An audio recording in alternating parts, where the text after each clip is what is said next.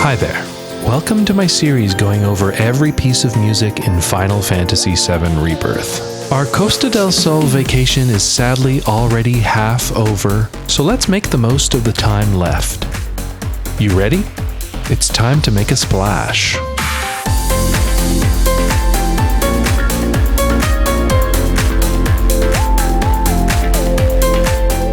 Tifa and Aerith are just about ready for the beach, except they're missing their crucial bathing suits. So now it's their turn to hit the streets and try to earn some Costa del Amor tickets. Their first stop brings them to the Run Wild booth, where Red 13 can compete against other four-legged friends to take home the gold, i.e. a big chunk of ham and our first ticket.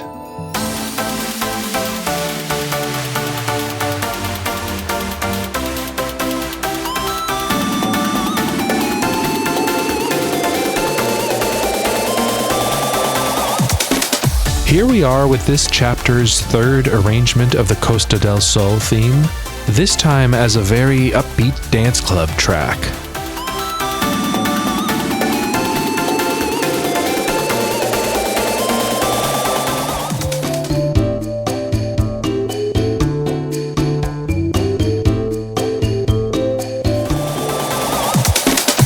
Okay, but maybe calling this an arrangement of Costa del Sol is a bit of a stretch. There is certainly a nod to it in the intro, but from that point on it mostly just becomes its own EDM track with no other callbacks. Shoya Tsunekawa is credited with the track arrangement, yet Nobuo Uematsu gets the sole composer credit. This feels a bit disingenuous to me, since the majority of this track is very much not Costa del Sol. It reminds me a bit of how the composer credit to the banging remake track, High Five, was only credited to Uematsu, and not that track's arranger, Naoyuki Honzawa, even though the Uematsu reference is only a fleeting fraction of an otherwise original Honzawa composition. Usually, Rebirth is pretty decent about giving the arranger a composer credit when they've done some major embellishments on a track, and I wonder if the reason why High Five and now Run Wild are treated differently is because of their music genre. Both are high-intensity EDM tracks where remix culture is more prevalent than in, say, traditional film composition. It doesn't matter how much new material is in there. Run Wild is quote-unquote merely a remix of Costa del Sol, nothing more. That or I'm overthinking a minor oversight.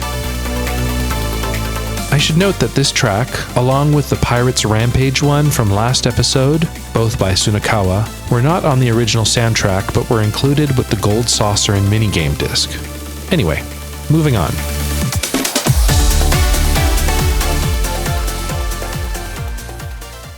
Our next task involves tracking down hidden cactuar stickers around town. For this activity, Aerith is joined by the Shinra Middle Manager, a recurring comedic character from Remake who has more character development than most AAA game leads. There is no new music during this escapade, but once you've completed the quest, he receives a phone call from his boss. If you can't tell, that's Shotaro Shima's Shinra Creed from Chapter 2 of Final Fantasy VII Remake. A suitable pick, since that's the track that plays during our introduction to this lovable oaf.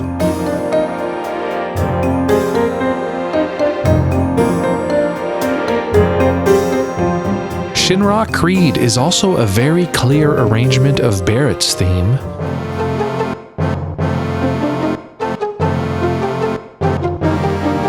A character whom the Shinra Middle Manager is at first repulsed and terrified of. But throughout the events of Remake, we see that his perception of Avalanche begins to change. He becomes more and more aware of his own biases as a Shinra employee. In part 26, we could hear Yuffie humming her own theme. I mentioned there are a couple more examples of diegetic character themes in this chapter, this being the second. As a sneaky little piece of world building, I think it's truly awesome that the Shinra Middle Manager has Barrett's theme as his ringtone. It shows so much of his own burgeoning development. Or better yet, maybe the Shinra Middle Manager sees this track as his own theme, similar to me at the grocery store when Thriller comes on. Everyone knows it's not actually mine, it's MJ's. but the Shinra middle manager's little acts of defiance are his own ways of imitating Avalanche and Barrett, hence why Barrett's melody in Shima's Shinra Creed is on a delicate piano and not big massive brass like in the original. And if it seems a bit messy or inconsistent for Barrett's leitmotif to potentially represent more than just Barrett, there is a precedent for exactly that in the base game. The theme of North Corel is Mark of a Traitor, which, like Shinra Creed, is a more delicate arrangement of Barrett's theme.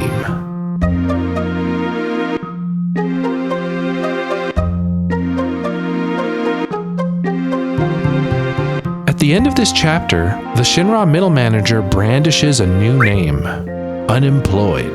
That's right. Ever since Barrett first planted the seeds of doubt in his mind about the real Shinra, our humble man has slowly been building up towards the inevitable moment where he would have to quit the company once and for all. Truly one of the remake series' best characters, and the little touches like the Barrett ringtone are the cherry on top.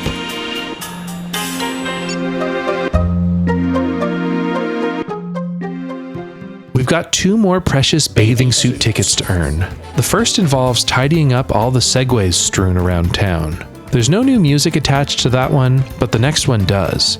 There's an impending piano performance at the Royal Coast Hotel, except the star pianist is nowhere to be found. Luckily, after a bit of coaxing, Tifa steps on up to the plate.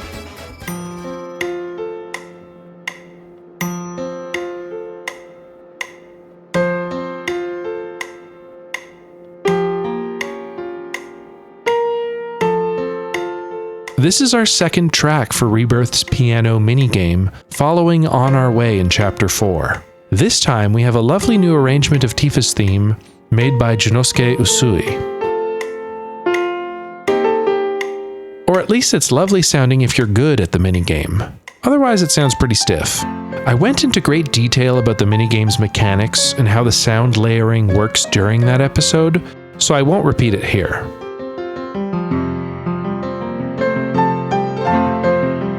Also, it's worth noting here that while this track is technically included on the Gold Saucer and minigame disc, the in-game version is more rigid and simplistic than the performance on the disc.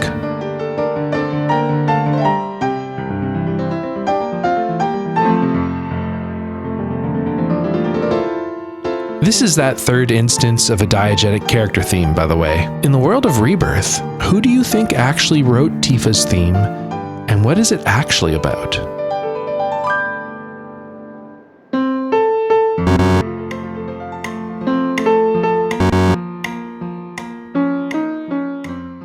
And with that, we have earned all the tickets we'll ever need. Once you've changed into your bathing suits, it's time to hit the beach.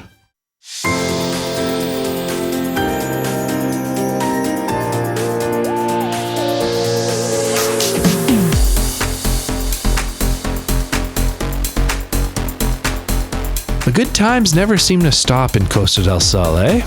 This is a new... What are we talking about again? Right, the track. This is a new upbeat arrangement of Tifa's theme, certainly the most high energy variation since Naoyuki Honzawa's Smash 'em Rip 'em from Remake.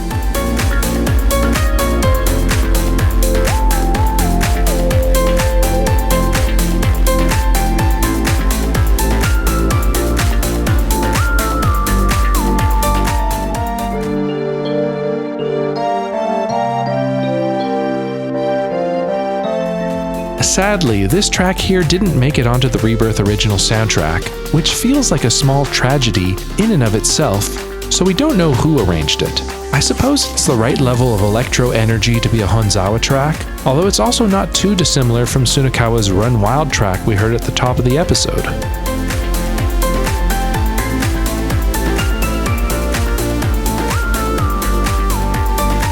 Like with the end of the Queen's Blood tournament in Chapter 5, there are actually 2 different ways this cutscene can play out, depending on if Cloud's bathing suit matches Tifa and Aerith's. Naturally, I had to redo the scene several times just to make sure there weren't any minute differences in how the music played out. For science, of course. But no, the music is the same regardless of choices.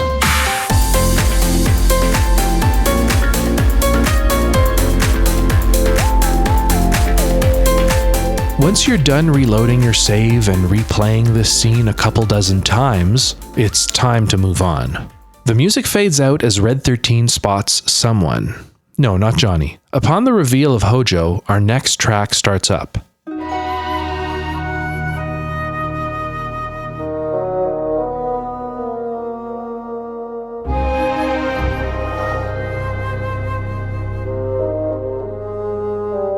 We open on a fragmented piece of the main Jenova synth riff.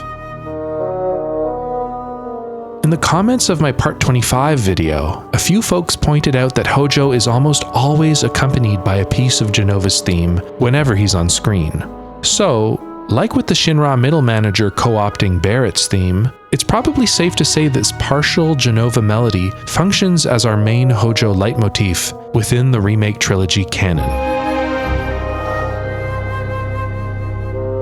The interplay of flutes and what might be an English horn, I don't know, means this is likely an arrangement by the woodwind king, Shotaro Shima. Next, the strings slowly move between 4 notes, interspersed by short little piano melodies.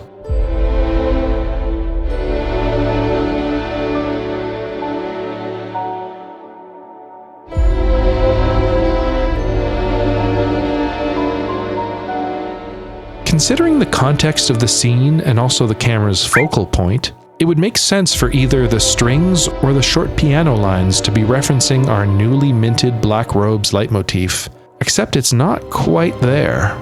If you need a reminder of what the Black Robes leitmotif sounds like, and frankly who wouldn't because this is extremely niche stuff, it's these 4 notes.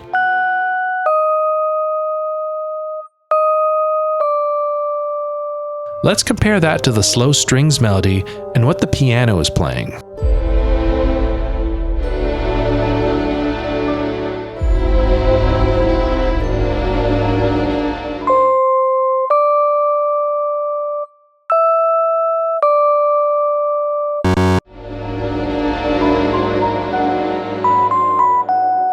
I do not hear the Black Robes leitmotif in any of those, although I think the cadence of the string section is very close. This is likely deliberate since as the cutscene ends and gameplay resumes, we cut to either a new section of the same piece or possibly a new piece altogether. Here we have the strings moving through a different 4-note progression, but with once again the same cadence as the Black Robes leitmotif.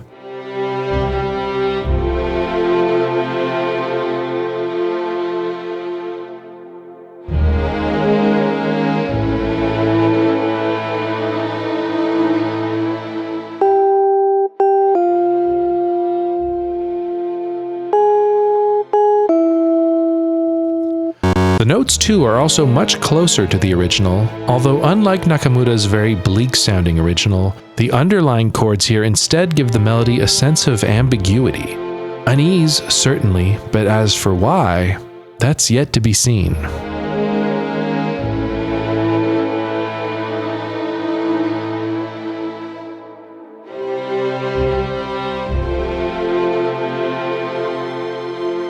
The music loops this short chord progression until you catch up to Hojo and Johnny, at which point the music crossfades to our next track.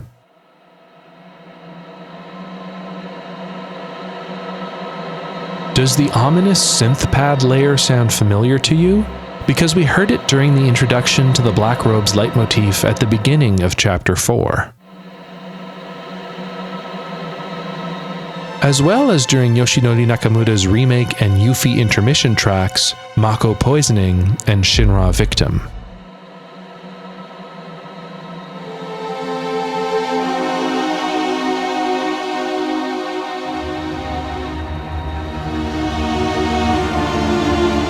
I think we can safely label this one too as a Nakamura track, although following the synth's intro, it doesn't move to the Black Robes theme, but to instead the scene's primary focus, Hojo, hence the use of Jenova's leitmotif.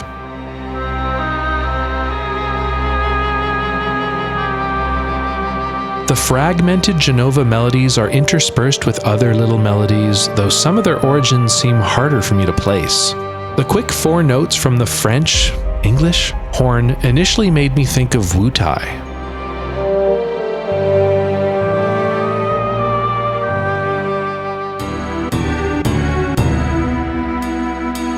although that seems a bit inappropriate. My next thought, spurred on by a comment from the last episode, made me wonder if it wasn't a reference to Johnny, since the camera cuts to him right after.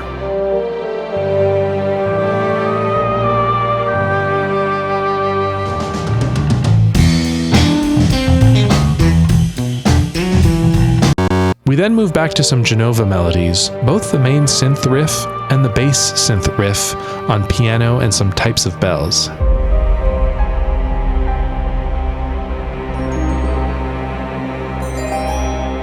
The track I labeled Tango of Terror that preceded the big Chapter 5 boss fight included a subtle hint to FF7's boss theme, Fight On,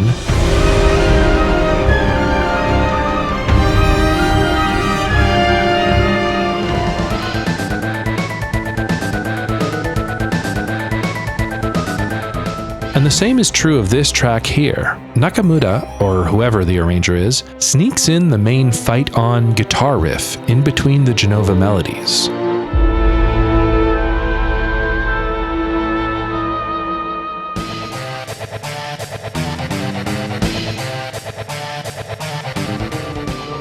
As Hojo is about to do something, we get strings dramatically rising towards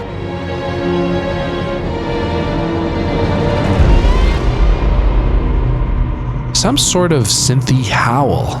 What the hell is that? The first thing it kinda reminded me of is that creepy Chapter 2 side quest track with Broden.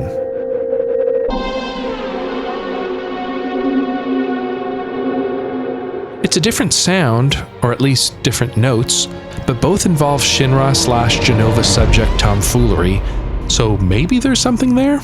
Let me know in the comments what you think. Either way, it's a cool dramatic sound ushering in the arrival of the end of chapter boss. The sound repeats as we cut to Hojo, followed by what sounds like one last reference to the Black Robes, except this time the track ends before reaching the fourth and final note.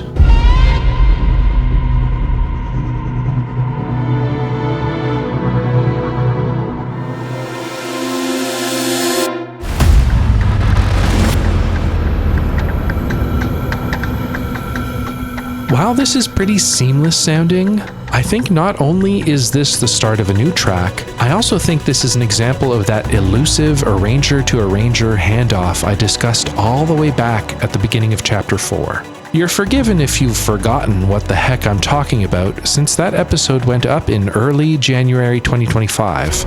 But basically, I was looking for examples of near seamless track transitions that were handled by two arrangers, which are much rarer than the elegant track transitions when going between two tracks by the same arranger. So something I'll be looking out for in Chapter 4 and beyond is examples of seamless track transitions between two tracks by two or more separate composers and arrangers. I think that last track was arranged by Yoshinori Nakamura, and I think this track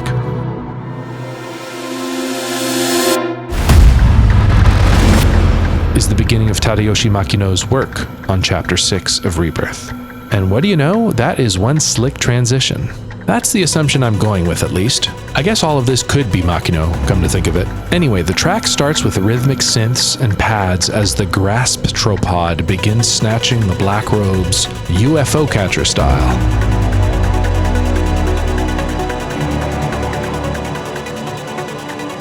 Also, side note, Grasptropod is such a mouthful. They should have stuck with his badass Japanese title, the Caesar Snail.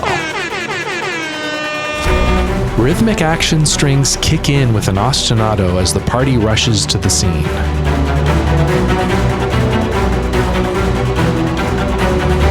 As gameplay resumes, we hear an awesome syncopated ascending staccato strings melody, our first taste of Grasptropod's theme.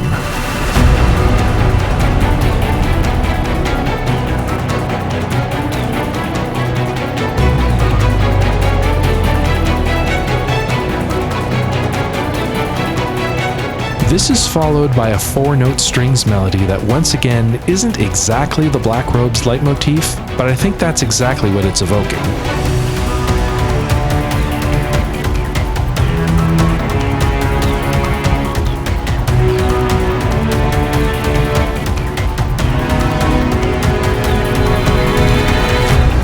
decide to help out Tifa or choose incorrectly, this section of the track continues to loop throughout the battle against the necrotic entity and its pal.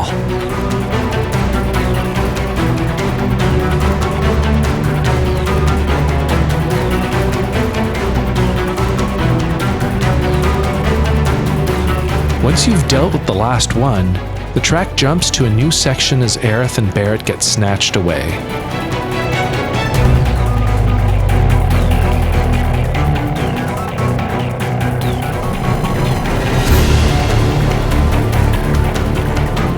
This section is similar but in a new key.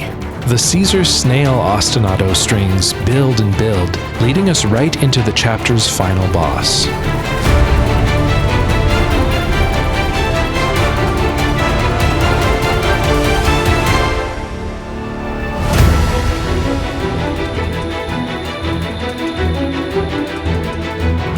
Man, I love this transition. We move up a half step and ramp up the tempo, which adds a lot of tension to the battle.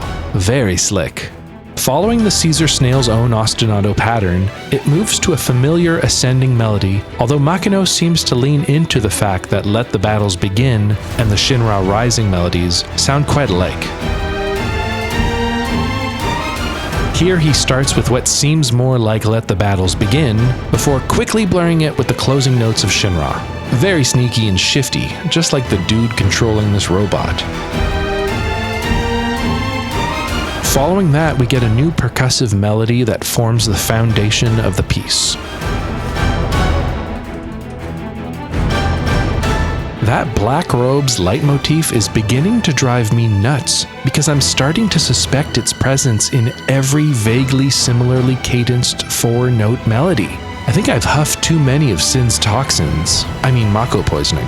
Anyway, some nice strings introduce one of the piece's central melodies.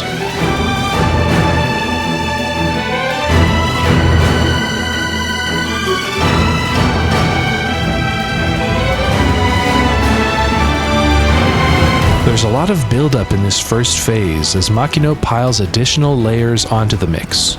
Ideas repeat, but they're done so with additional counter harmonies and more rhythmic textures.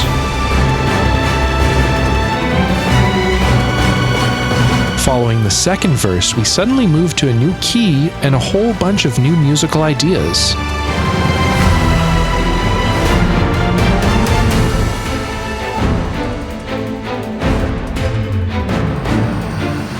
Musically, it has all the dynamism of the part of a track that would accompany a phase transition cutscene, but we are still firmly planted in the first minute of Phase 1. Makino's definitely taking us for a ride with this one. Keeping with the manic energy, we get another new strings melody that barely has the time to resolve before we are once again thrown into a dramatic key change and mood shift.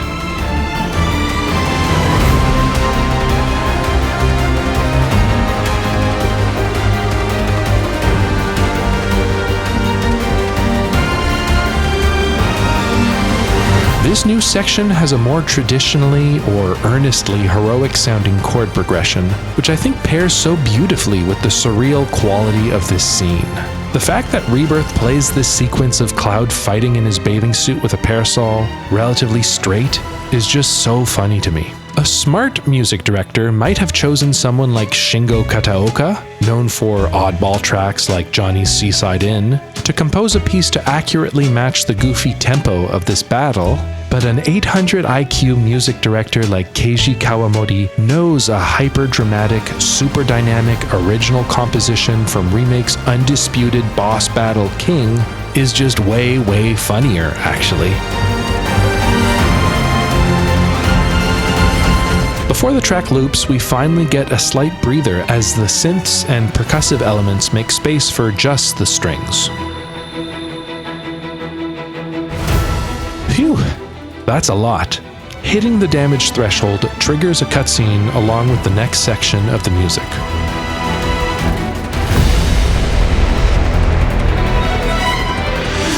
The Caesar Snail attempts to seize Cloud but is thwarted by Yuffie's shuriken. A badass new melody plays over top her reveal, although as far as I can tell it doesn't seem to match up with Yuffie's theme, which feels like a bit of a missed opportunity to me.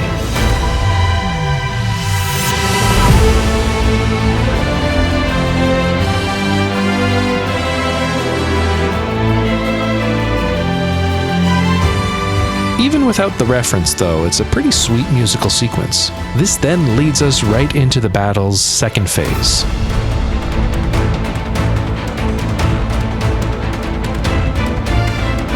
This section introduces more tension to the piece with new strings and brass melodies. While this phase is more grounded than phase 1, there's a fun sequence near the end where we move to a 7/4 time signature for a few bars, before shifting back to 4/4.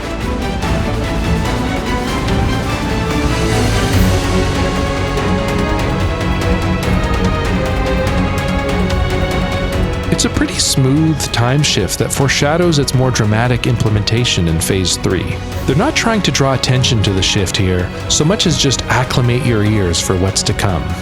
Once you've brought the snail down to about 60% health, it triggers the start of the next phase.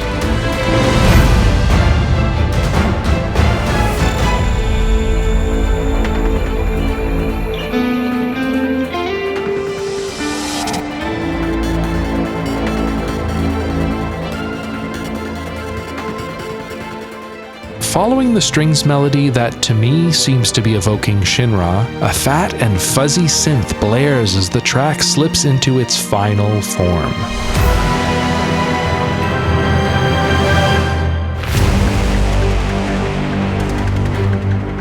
As Phase 3 of the battle begins, we've shifted back to 7/4, along with a much heavier arrangement. Things have really hit the fan as the man in his swim trunks finds his resolve to end this robotic snail once and for all. Following a familiar ostinato, we move into a truly kick-ass new melody and chord progression, definitely the piece's highlight.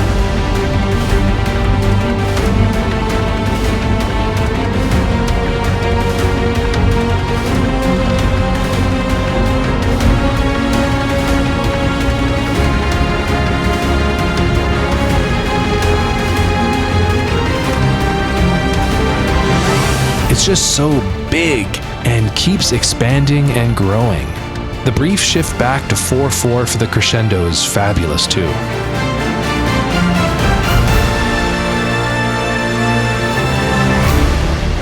While there are 3 phases to this battle, the prior 2 comprised only a collective quarter or so of the battle. The vast majority of it takes place in the 3rd phase, which might explain why the first phase is so manic, and the second phase is relatively safe, and why the 3rd phase is, well, let's face it, the best of the 3. Upon landing the final blow, the music jumps to a very Genova-sounding descending strings melody, followed by one last dramatic sequence accompanying the absolutely ridiculous cutscene.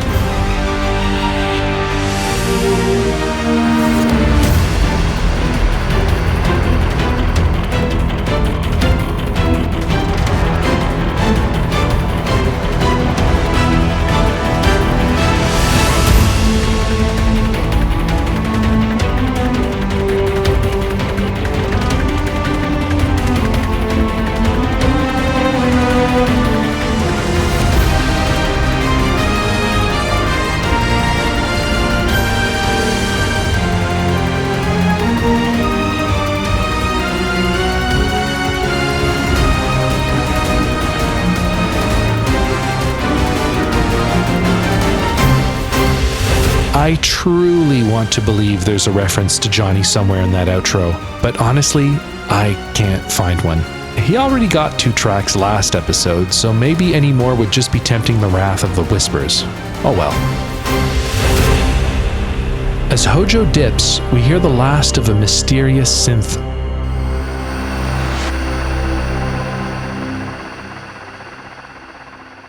At least for now, that's the end of Hojo.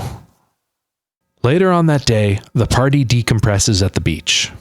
Our last new piece of Chapter 6 begins to play.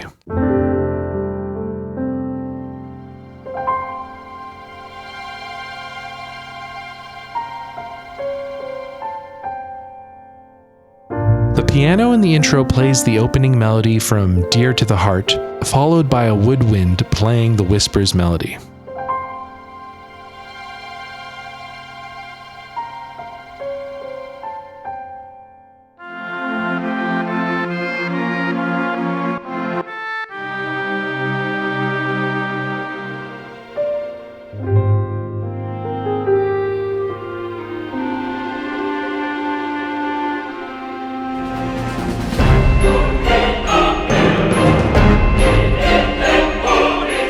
As the cutscene ends, we move to the Final Fantasy VII main theme, but as alluded to in the intro, this is more specifically a new arrangement of the FF7 track, Dear to the Heart.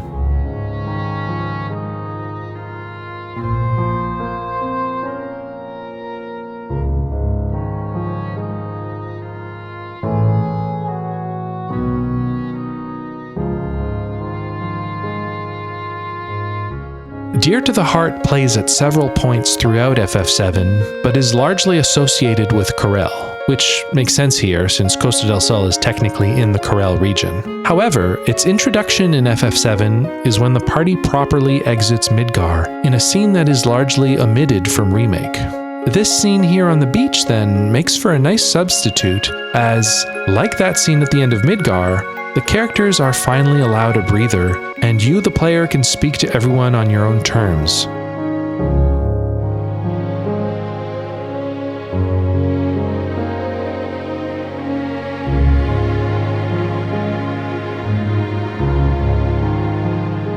So there's enough thematic parallel that makes its use here a very strong choice. The mix occasionally strips back to just glockenspiel and pizzicato double bass, the intimacy of which pairs well with some of the accompanying conversations Cloud can have on the beach.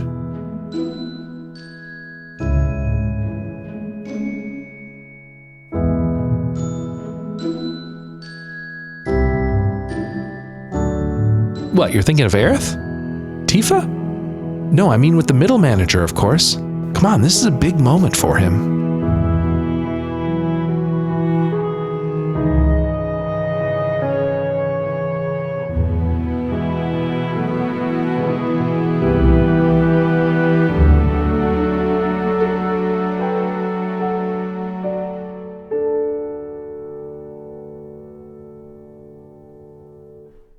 The piece continues playing over the following scene back at Johnny's Seaside Inn as the party gets ready to pack it in for the night.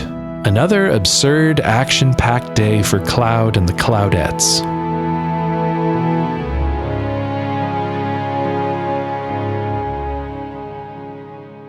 Would you look at that? That's another Final Fantasy VII Rebirth chapter done and dusted! Now that is some serious progress. You probably don't need my spreadsheet to tell you this, but Chapter 6 was the second shortest chapter in terms of music. By my count, it had 16 tracks, with more than half of them excluded from the Rebirth soundtrack. The shortest was, of course, Chapter 3 in Mithril Mine. As the Rebirth soundtrack continues to expand, I've felt my now 222 rows long by 116 columns wide spreadsheet becoming increasingly unwieldy to navigate. I'm in the middle of reformatting it a bit to make the whole thing easier to navigate so that the salient information in it is easier to reach. This tidied up version of this spreadsheet, along with all my Chapter 6 findings, will be available soon to my Composer tier patrons. And if you are not already a patron, this is your one-stop shop for finding out about all the videos I'm working on, often months in advance of when they'll be finished, as well as getting your name in the credits and post-video debriefs discussing my development process. The Patreon is the sole reason I am able to continue making this extremely ambitious, some might even say foolhardy, Rebirth music analysis series. The Rebirth videos are easily and consistently my worst performing videos from a YouTube metric standpoint, but the Patreon has allowed me to largely sidestep this dilemma, since the vast majority of my backers are backing me for the continuation of this series specifically. So if you too would like to have a tangible impact on the future livelihood of this channel and this series, I encourage you to check out my Patreon. Speaking of patrons having an impact on my channel, last week I posted the first episode of a mini-series going over all the music in the prologue to Clair Obscur Expedition 33. Initially, this was quite low on my priority list, but thanks to the requests of many patrons, I decided to bump this to the very top. So you have them to thank for that series too. And do give it a watch if you haven't already. It's basically the same format as this Rebirth series, although I'm trying to keep it way more succinct and to the point. This Rebirth series, on the other hand, is my playground to run wild and spend more time analyzing the Shinra middle manager's ringtone than I do discussing the track that accompanies Tifa and Aerith's bathing suit reveal. Wait, I spent more time on that ringtone than on Tifa's bathing suit? Really?